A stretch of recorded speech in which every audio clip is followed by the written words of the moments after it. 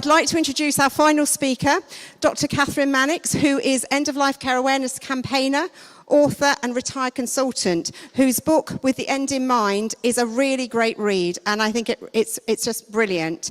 And Kathryn's agreed to bring all together all the learning, and she's done her presentation specially for us. Also, just to say, the book is on its 4th run, which that means it's sold at over 25,000 copies, so we want to keep helping her sell more. So without more ado, Kathryn, can you please join us on stage? Thank you.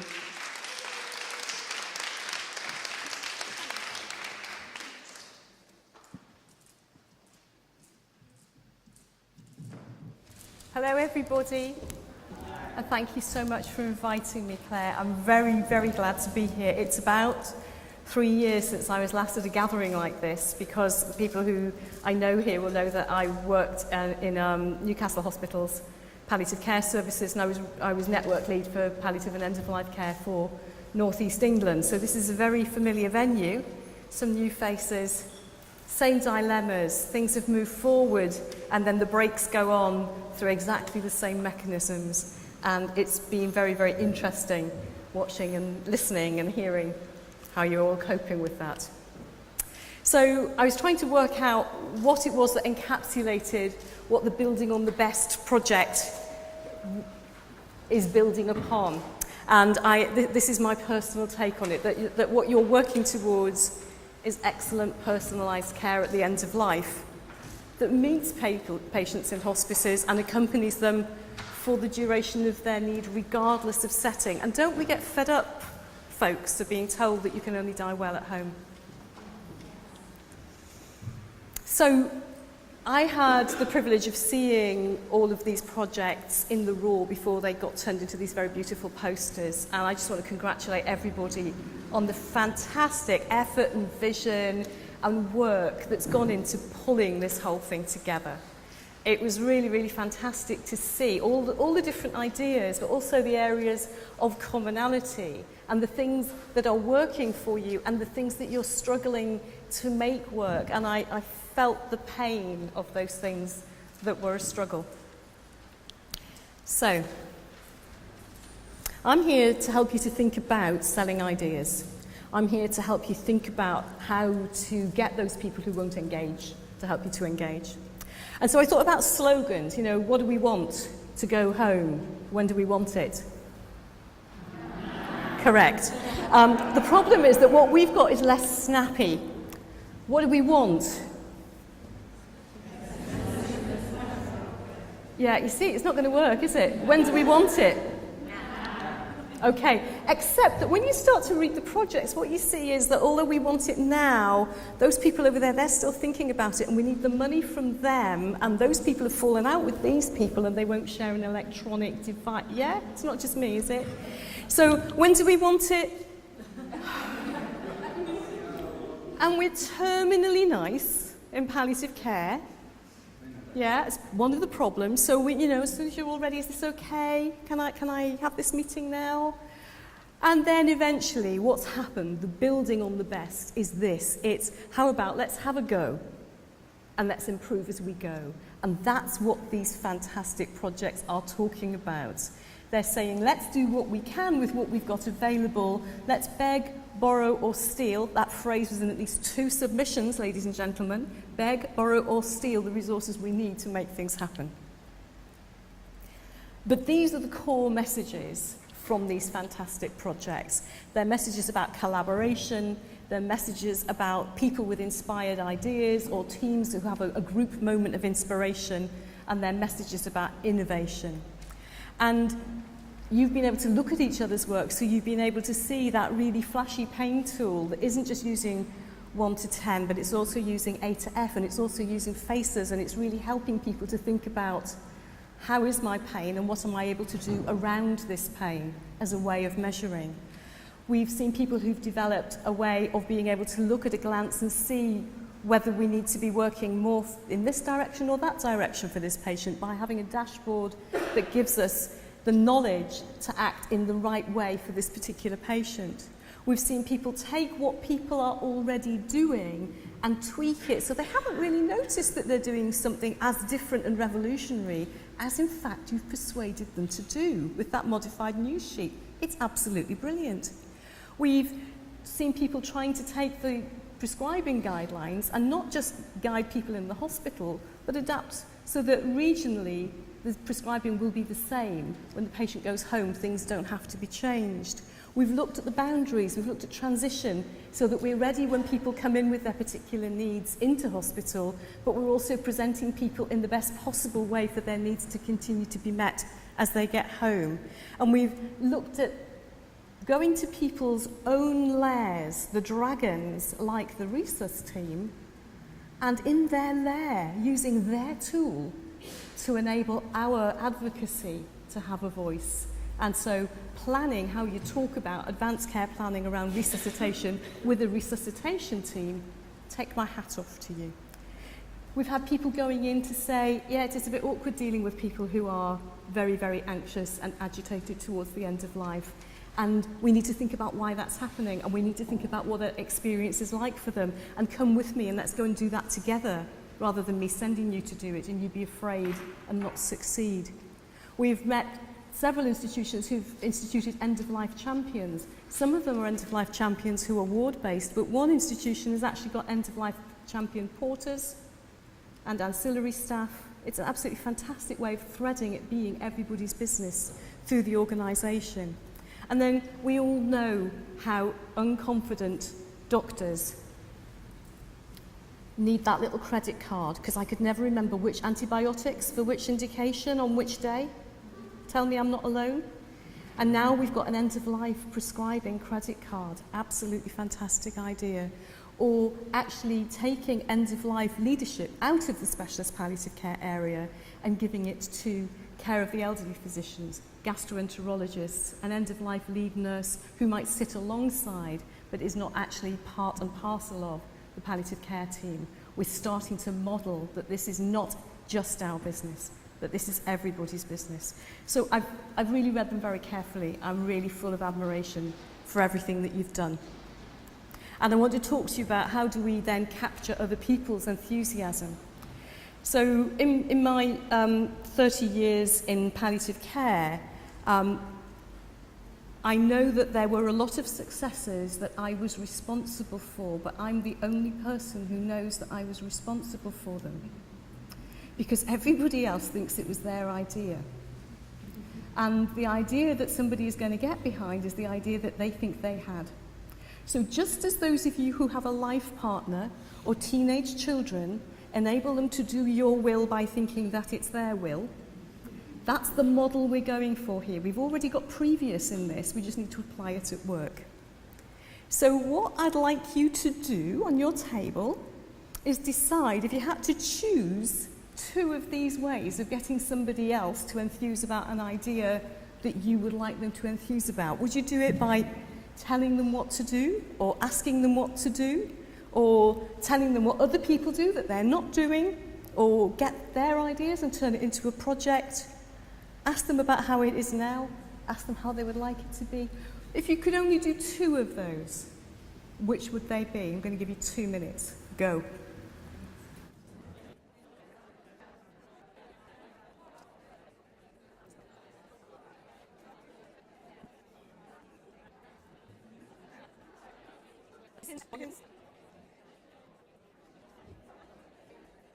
Okay. Thank you for joining in and indulging me.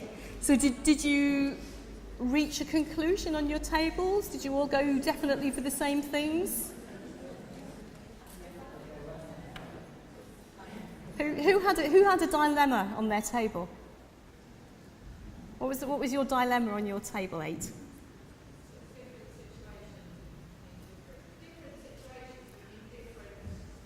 Okay, so it depends on the situation and what. Okay. Somebody say something over here? No? I think the answer is that there isn't an answer. I didn't come to tell you there's an answer.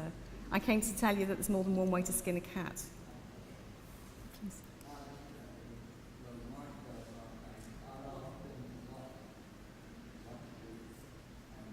I'm sorry, I can't hear you. Ask them what to do, You ask them what to do, and then ask them how they would like it to be. ask them how they would like it to be. Now, there's a reason I put that one last, because you know the rule of suggestive things, don't you? That actually the thing that is most likely to transform somebody's thinking is offering them a transformational dream rather than giving them advice. Yeah? And that's how we give clinical advice as well a lot of the time. So, those of you who have read my book will know that I refer to us who work in the at end of life as death wives. And so I'm an old death wife, and I want to call on 3 things from my experience. One is that as a cognitive therapist, I want to offer you a model that we call Upward Arrow. One is that as an avid student of TED Talks, I found somebody who did their doctorate in what makes an inspirational TED Talk. I kid you not, you can find this on the internet. So I'm going to talk to you about what it is that we do that inspires people.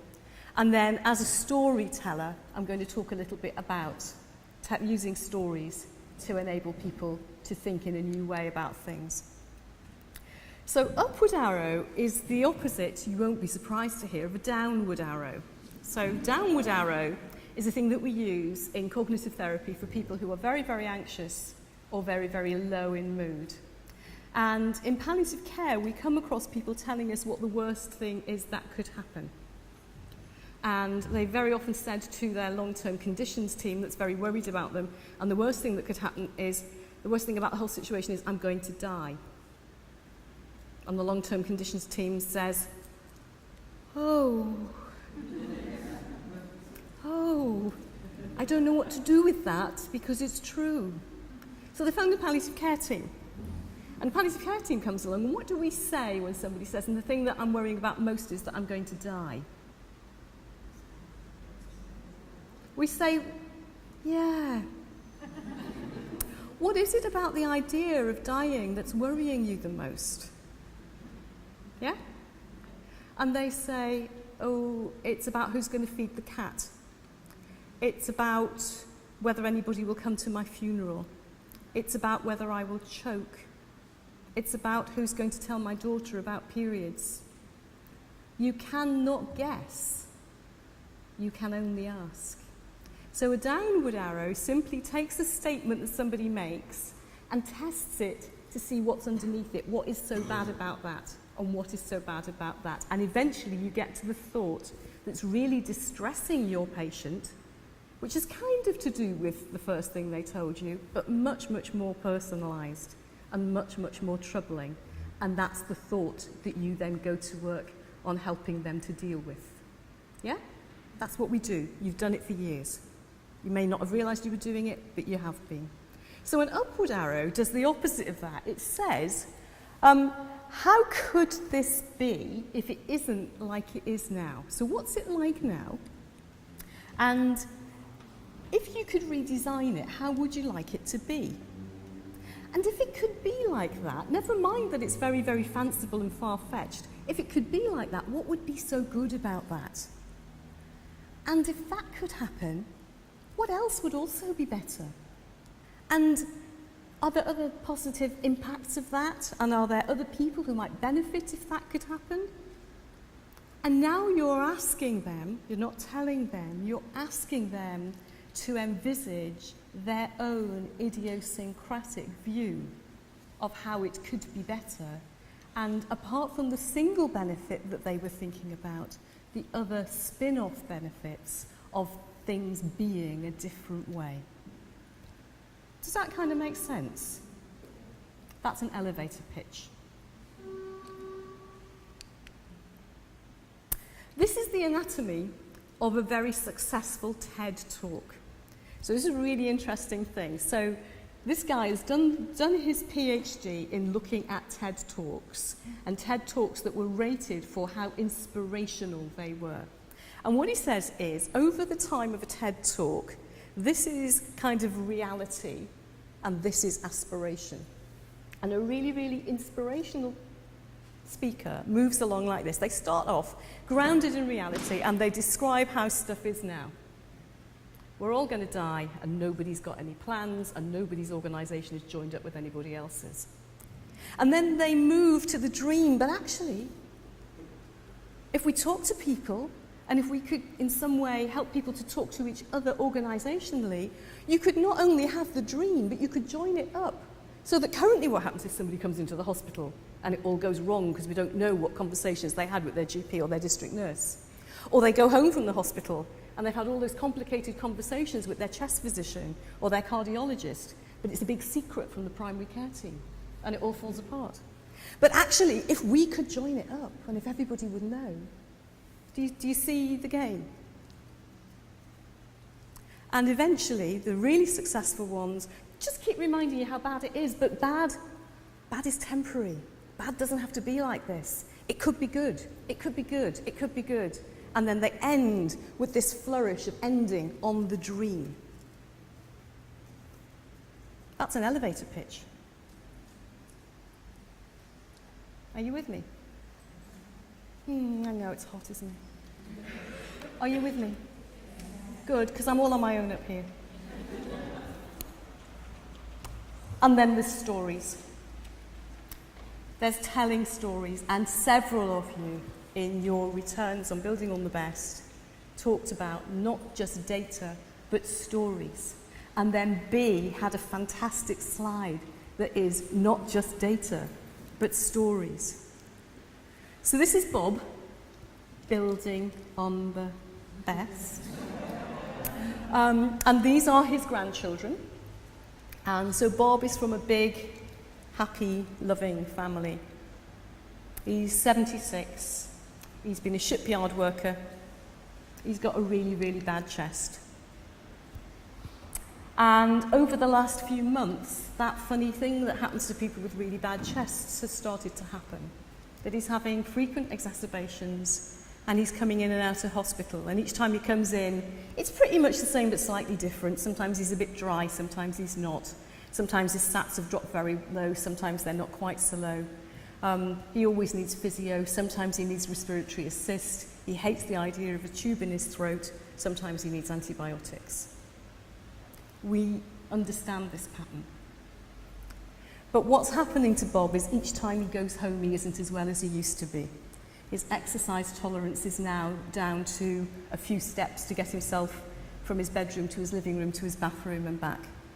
His horizons are shrinking, and he's terrified that he might end up in hospital and be put on a ventilator.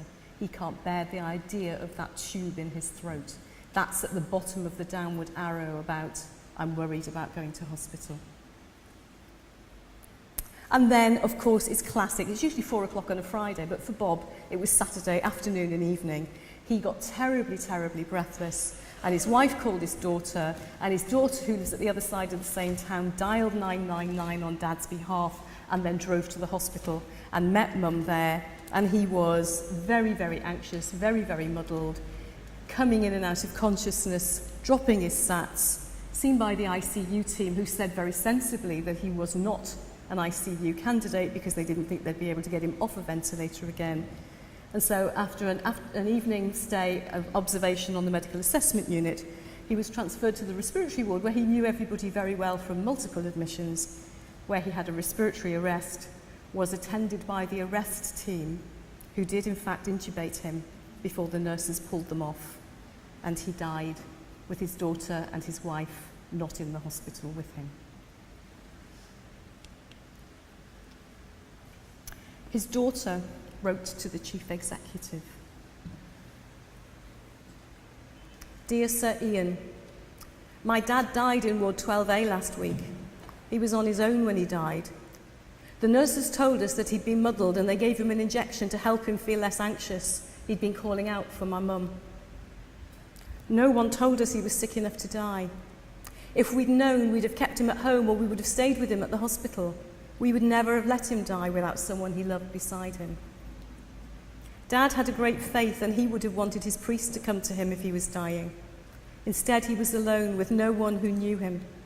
When his heart stopped, the crash team came and put a tube in his throat. He never wanted that. When I take my car for a service, they tell me exactly how bad things are and give me a choice of how to fix it and how much I can pay. Why can't we do something like that for people who are broken? You've all met Bob, haven't you?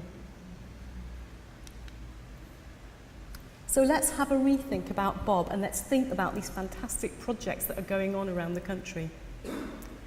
We know that he's having frequent exacerbations. We know he is now a rotating door COPD patient. And we know that his exercise tolerance is diminishing rapidly. There are 3 red flags. These are trigger indices for advanced care planning. And you have got some really fantastic ideas.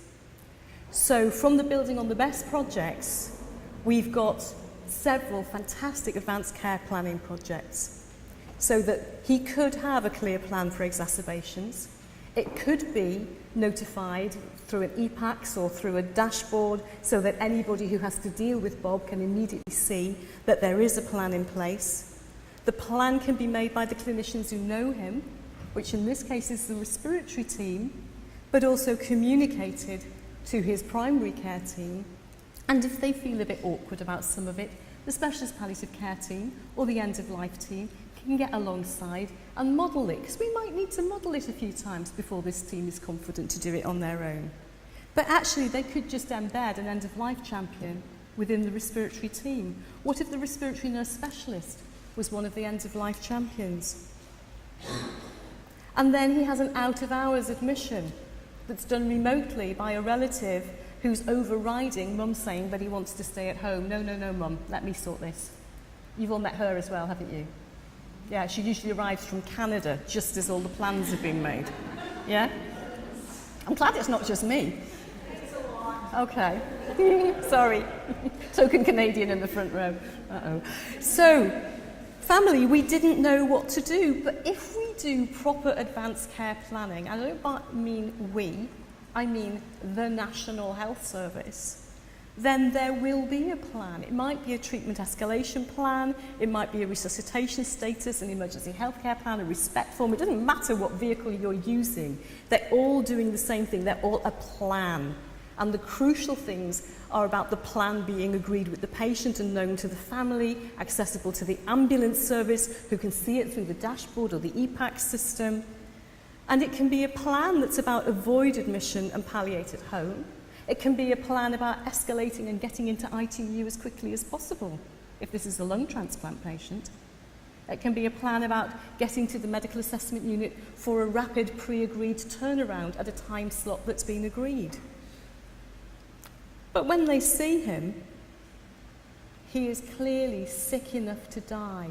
And the sentence that stood out for me in that letter from the daughter was, nobody told us he was sick enough to die.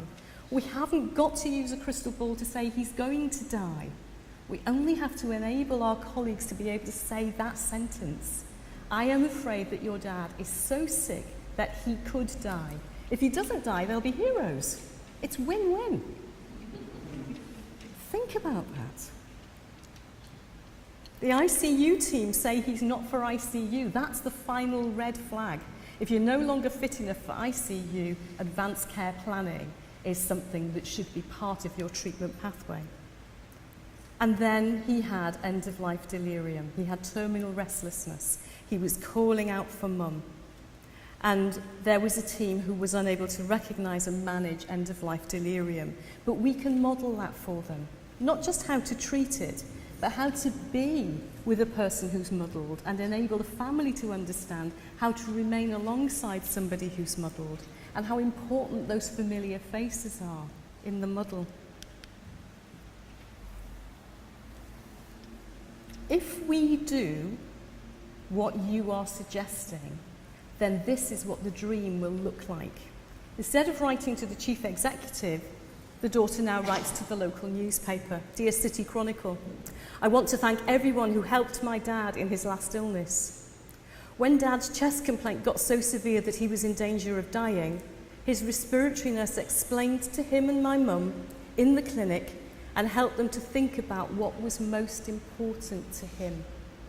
And Atul Gawande's key question that he's teaching junior doctors across America is, what matters most? Under these circumstances, explain to me, in your house, in your family, what matters most to you. He wanted to stay with mum So there was a plan to look after him at home if he ever got really poorly. A couple of times we called the GP, and whoever came always knew the plan from the computer information. That really helped because he was too breathless to keep explaining. Then last week he had another do, because we're from the north where you have a do. He was so breathless we called an ambulance, and the crew used his plan to suggest staying at home. But Dad was so panicky, he asked to go to Ward 12A, where he knows the staff well. At the hospital, everyone knew he didn't want tubes or machines. They told him he was the sickest he'd ever been and asked him whether he wanted his priest. That was a great comfort to Dad. They let Mum sleep in a chair beside Dad. They used injections to reduce his breathlessness and panic. He died very gently in the end. We are so grateful.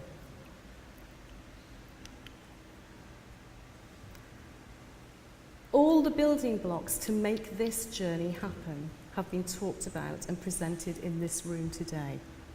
So the learning from today is partly about the building blocks themselves and that, just blissfully nicking ideas from each other that we're all going to do. But the messages of today haven't been only about the blocks. They've been about how to build.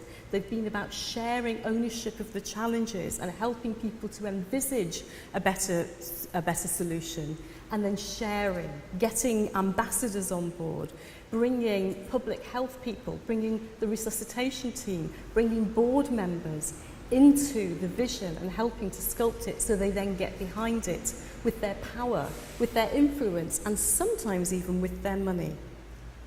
Keeping focus and having really powerful allies. Because above all, the learning is about how we can change the things that happen to patients, the patient stories, which are the bereavement stories, which are the public health issue of tomorrow. So in the battle for hearts and minds, it's data that's the mind changer for the thinkers. But it's the stories. It's the stories that win people's hearts. So paint the dream. Paint it for the people you're trying to influence. Paint it for the executive team. And use faces. Have faces. You can tell your stories. I've told mine. My stories are just patient stories. Anybody who reads this book will recognize every single story in it. It's not clever. But what's happening is that people all over the world are writing to me to tell me that they used to be terrified of what dying would be like, and now they're not. That they were bereaved and thought their parent had died in agony because they heard the noises associated with automatic brainstem breathing and thought that they were hearing groaning or breathless panting because nobody had described to them, nobody had midwifed to them what will happen when somebody is dying in order to refer back to it and say, this is that thing that we talked about. Our stories are incredibly powerful. You've got this, people. You just need to sell it. I wish you all the very, very best of luck. Thanks for an absolutely fantastic, inspiring day.